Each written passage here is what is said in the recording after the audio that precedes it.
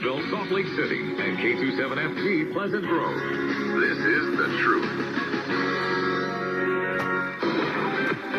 Breaking news this hour from townhall.com. I'm John Scott. Top trade officials from China and the United States have arrived in Stockholm for a new round of talks aimed at easing trade tension. U.S. Treasury Secretary Scott Bessent and Chinese Vice Premier He Lifeng are meeting at the offices of Sweden's Prime Minister. The U.S. and EU have reached a tariff deal. Mike Hippen reports. The United States and European...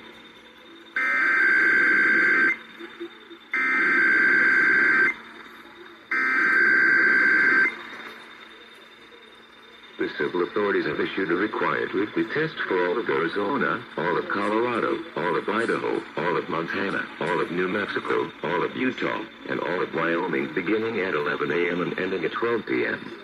Test message EAS open cap EAS feed configuration test message.